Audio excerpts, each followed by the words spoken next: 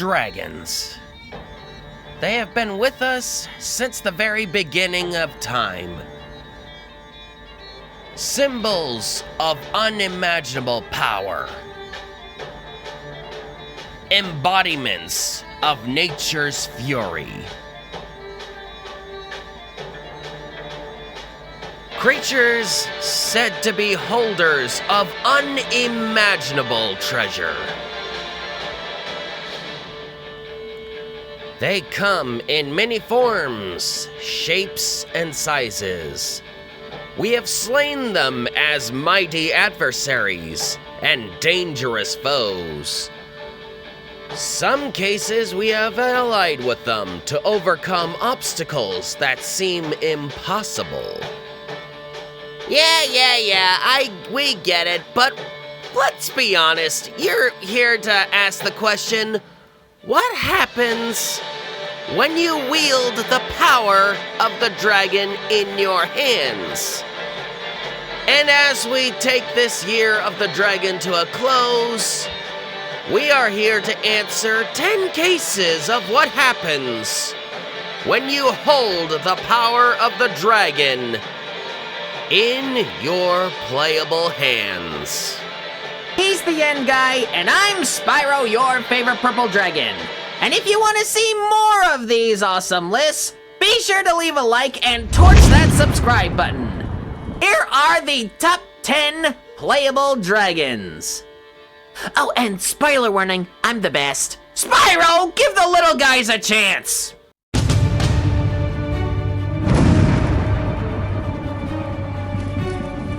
And in order to start this list of fire-breathing applicants, we are beginning with a warm-up.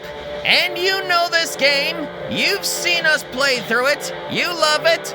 It is none other than Lair, also known as Game of Lairs. I mean, why wouldn't we choose this game? I mean, of course you're able to fly around, shoot fireballs, and blast a bunch of streams of fire at will, but you're able to land on the ground to go sword to claw against entire armies and battalions, and you're also able to clash against other dragons, fang to claw, while falling down to the ground, where the victor takes to the sky and the other plummets to the earth. And on top of that, you also have your own special kind of fatality based on what your opponent actually is. But, Yenny, wasn't there a little bit of a controversy in this game? And last I checked, the controls aren't exactly up to par in today's standards. Well, yeah, that is true, but you gotta be fair. The higher-ups in PlayStation aren't exactly known for good care on their development teams. But, you know, given time and given proper care, we could actually see this as a proper franchise. I mean, just look at Game of Thrones. And there's a certain game that's also coming out based on Game of Thrones. And, damn it, I want a remake of this! Yeah, keep on dreaming. But anyway, this is not the only game we should be looking at. The other entries are coming up. So stay warmed up, guys.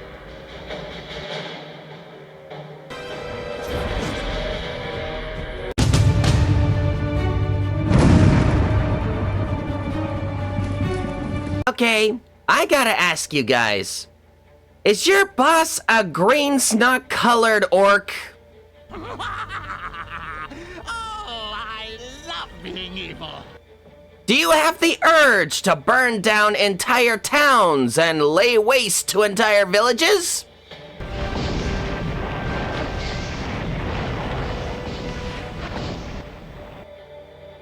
Do you have a very unexplainable appetite for livestock?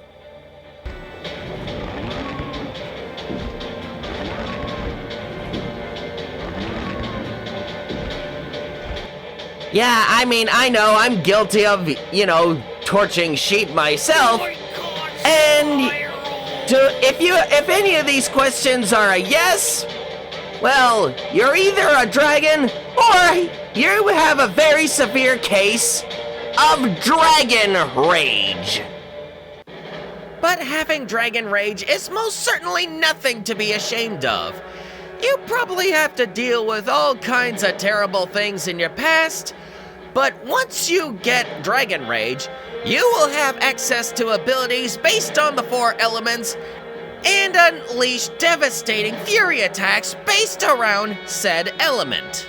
For example, my favorite element, fire, allows you to shoot powerful fireballs that can devastate entire squadrons in a single blast, or if you're gonna use the fury attack, lets you shoot a stream of fire that is guaranteed to cause unimaginable destruction to both armies and buildings alike.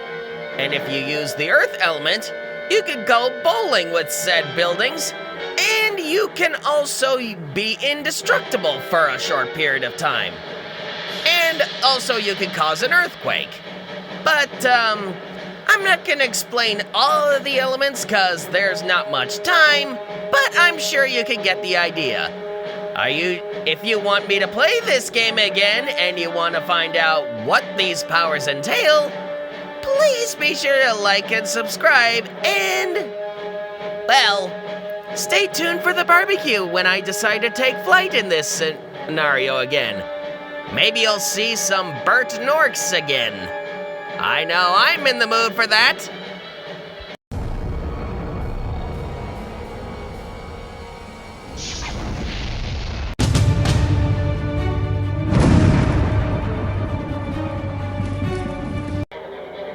It's World War II. A terrible war that would change everything forever. For it was the very first time that the world has seen the atomic bomb's mighty and infernal power. And it was indeed the catalyst to unleashing monsters of unimaginable strength and size and unimaginable destructive power. But Godzilla is not the only monster that is capable of breathing radioactive fire. Enter the dragon, an ancient adversary that has now slumbered since ancient times. But now it has awoken, and now takes to the skies to rain down fire once more, after thousands of years. Whether or not you're an American soldier fighting for the forces of good and the American way, or one of the Nazis that are fighting for a new world order, the wrath of the dragon is absolute. Whether it be raining down fireballs, able to destroy entire squadrons in a single blast, or streams of fire, able to melt through even the hardest of steel. There is no escape from the fires that are guided by the wings of war.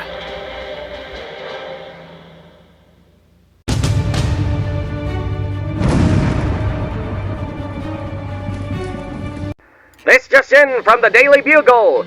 Aliens are attacking various cities from all across the globe. But now our governments from across the globe have gathered together their finest and most brilliant scientists to attack the alien menace. With the combined resources of the United Nations, humanity now strikes back against the flying saucer menace, using classified devices placed all across the globe to send an electrical field to disrupt and destroy the electrical devices inside the alien vehicles. Little would we know that the various substances that are produced from the alien ships themselves would unleash a terror that humanity has not yet been able to comprehend. After the dust has settled between the battle forces of the Earth and against the evil forces of the alien invaders, humanity now faces a new threat from within, various giant monsters averaging 100 feet tall now terrorize various locations all across the globe, caused by the alien substance. Amongst these terrible titans, the most dangerous creature to ever soar the skies of our planet Earth is now terrorizing the various airports and airspaces, now locally known as the terrible dragon, Raptros. Now, as you can plainly see, this titanic terror from above devastates the battlefield by raining down various forms of fire, ranging from basic fireballs that are as accurate as any guided missile, to summoning forth a devastating stream of unstoppable hellfire. But make no mistake, this is not the end of the deadly arsenal that is in Raptros' toolkit. Like any good dragon, he possesses formidable fangs, horrible horns, and a set of terrible talons, which can send foes that are equal or superior in size flying all the way across the battlefield, demonstrating a surprising and most terrible form of strength and power. Or he can use these terrible talons to make use of various man-made structures from cars and pillars, demonstrating a surprising amount of intelligence of this dangerous monster. As of the making of this broadcast, it remains a mystery about the origins of this ancient adversary, but it is heavily advised if you are in the area of Raptros' sightings, it is advised you immediately evacuate the area, for there is uncertainly a guaranteed supply of death from above, whether it be hellfire or fearsome talons. Beware the wrath of Raptros, for his mercy is non-existent, for not even the aliens of outer space are any match for the ancient dragon.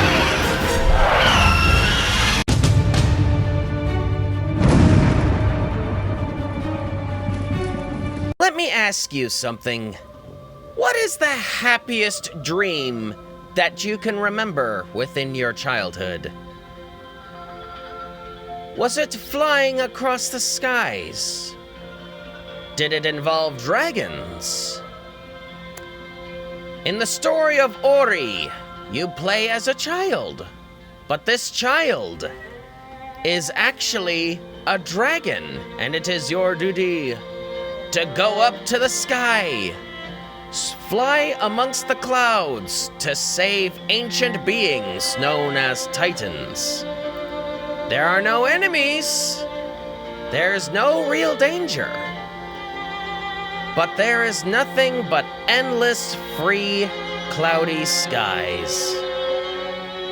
And, well, one must admit, out of all the entries that are on this list so far, in fact, I would say out of all of them, period, this game is by far the most peaceful, the most innocent out of all the games that could be found within the realms of dragons. I mean, after all, dragons are supposed to be known as bloodthirsty killers, forces of nature said to cause unimaginable death and destruction. But in this case, there's a sense of child innocence, a sense of peace, a sense of adventure, exploration. But, well, what do I know about philosophy? It definitely deserves a place here, nonetheless. So I hope you reach high, and I hope your childhood is a shining bright beacon of enthusiastic hope.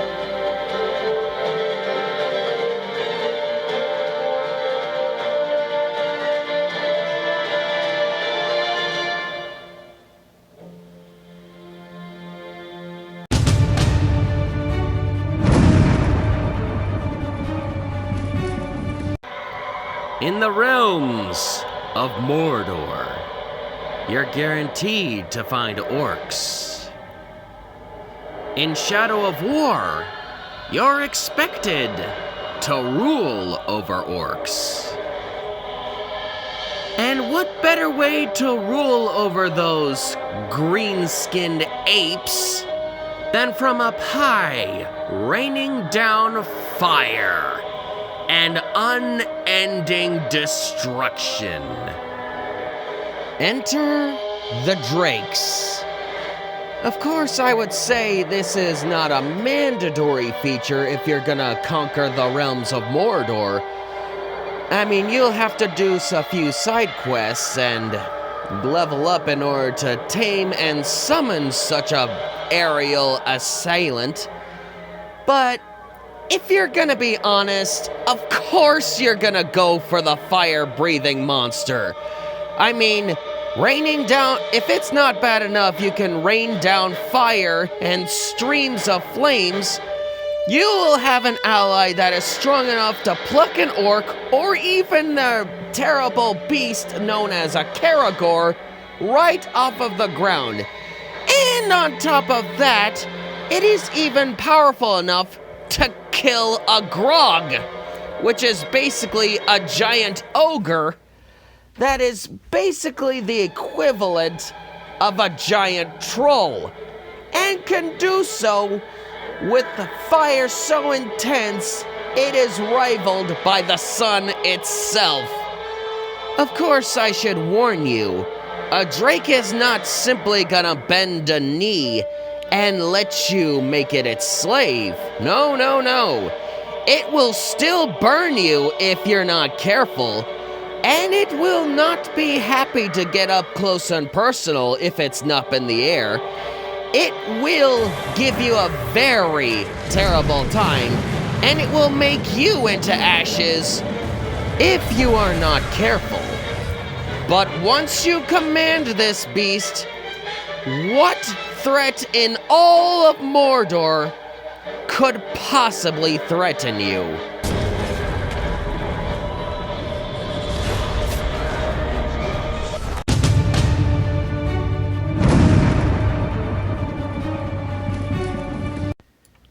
You know, it's very easy to see dragons as nothing more than fire-breathing beasts, capable of taking to the skies and often hoarding unimaginable hordes of treasure.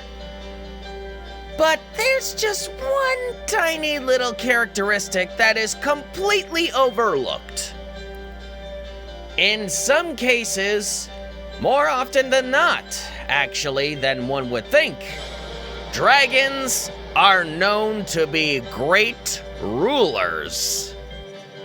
And as the Dragon Emperor, it is your duty, yes, your duty, to not only win against the battlefield, laying waste to your enemies with fire and brimstone, you're also, not only are you also required to take land and make it your own,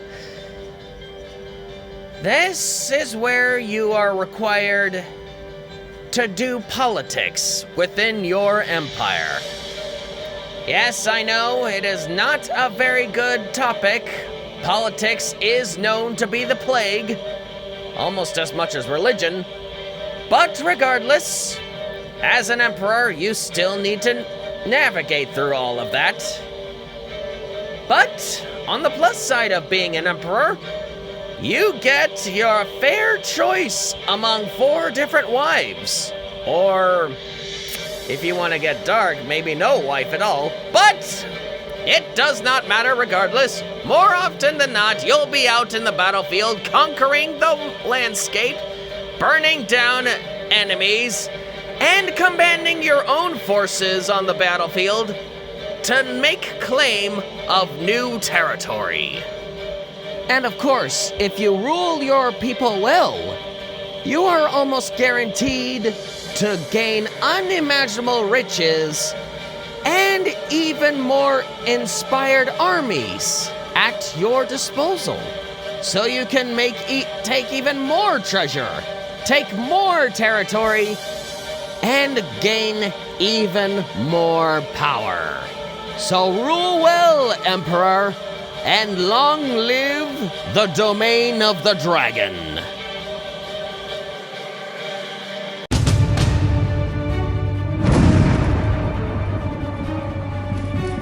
Before there was Skyrim, before Aragon discovered the blue dragon egg, before the female badass was a ruined archetype, there was the story of a farm girl named Rin and her partner, a red dragon named Arok. Of course, this being a fantasy game, you start off as the writer.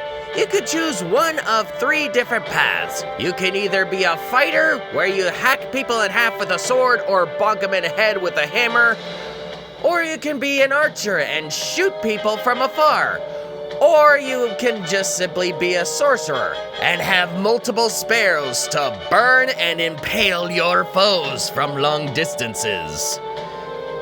But we're not here to talk about a woman here. No, we're interested in the dragon, where not only can he burn things, freeze things, and electrocute things, but if he goes far enough into the game, you can suck the very soul out of your enemies. And the horrors that I am speaking about are the typical goblins, undead, but there are also the giant warthog people. There are various abominations as well. You even fight against a yeti. An yeti! How much more Winter Wonderlanded could you possibly get? Of course, you'll also have to fight, some locust people, but, yeah, I'm sure with the backup of a dragon, who's really gonna be messing with you too much? Let's be honest. You know what they say, for every hero, there is an equal and incredibly powerful dragon right behind her.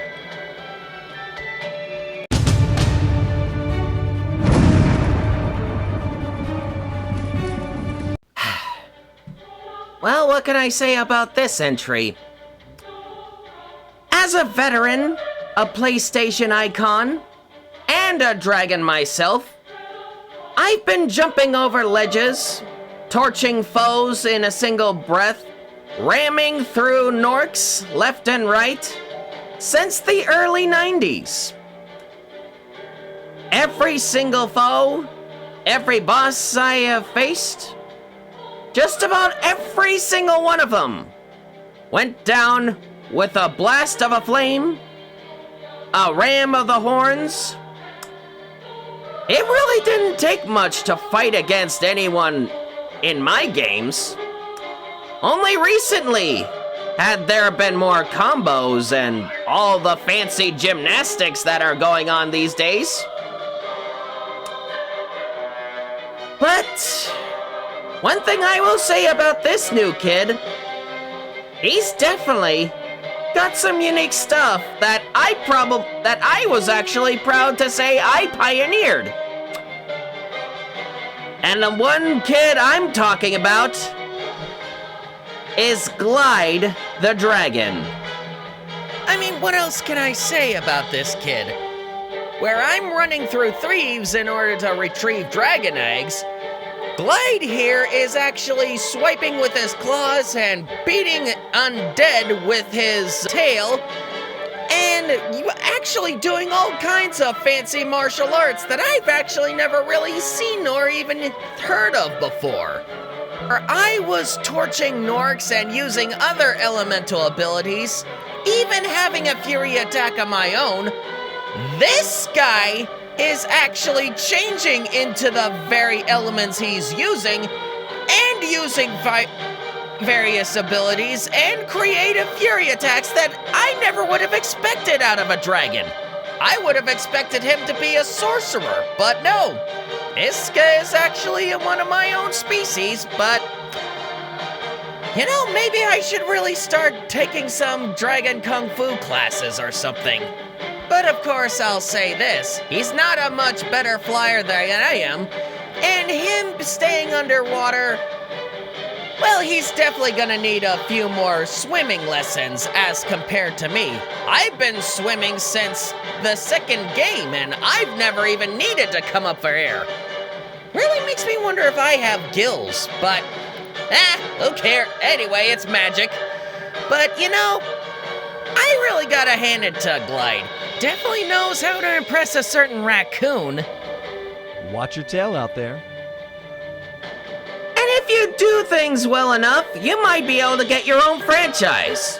If you play your cards right, you keep your claws and fangs sharp, your flames hot, I think you might be able to go places, kid. I gotta give this kid a 2 wings up.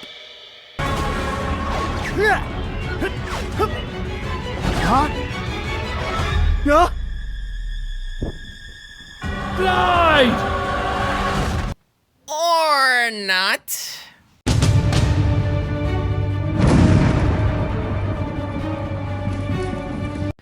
And this number on the list goes to the OG gamers that are out there. Panzer Dragoon has been flying around on a railroad flight since the days of the Sega Genesis. As the rider of an armor-plated blue dragon, you are expected to fly across 6 levels of vast seas, dry deserts, and vast expanses of greenery. But be careful, you are expected to fight against a bunch of alien monsters that'll give you a very bad time. If not any of those, you'll be expected to shoot down enemy war machines that have alien-like designs. They'll be shooting missiles, bullets, all at you, and if it's not that bad enough, the environment itself is a dangerous adversary. Boulders can be flying and aiming at your head. Even the doors themselves can cause you to crash land, making you flat as a pigeon on a skyscraper window. Yes, it's a very short game, and it's not exactly up to par in today's standards, as one would say. But hey, you cannot beat a classic.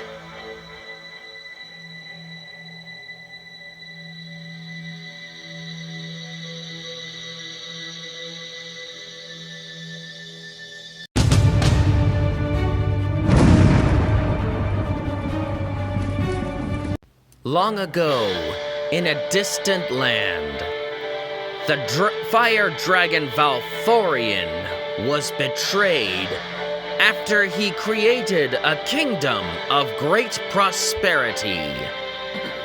Under the influence of 5 dark dragons, the disciples of Valthorion betrayed and sealed him away inside of a magic sword.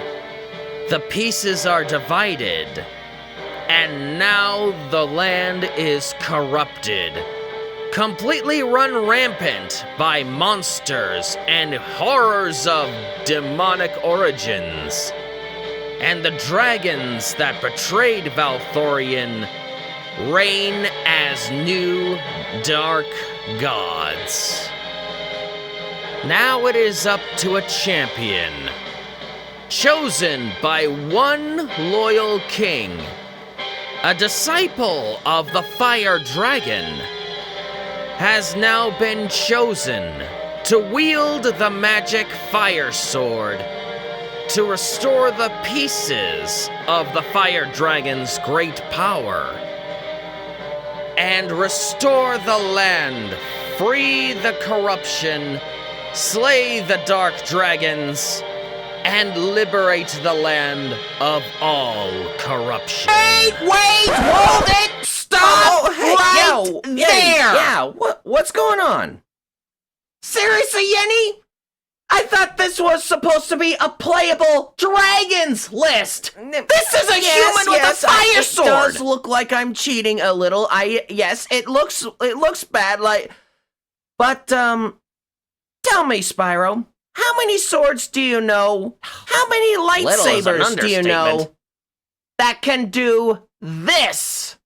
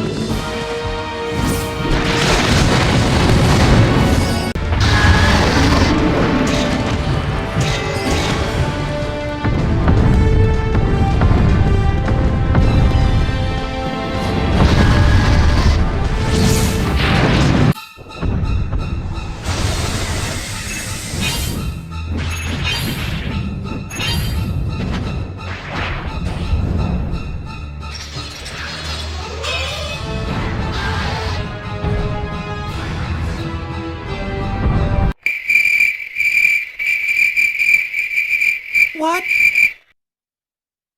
What? How? That's right, Spyro.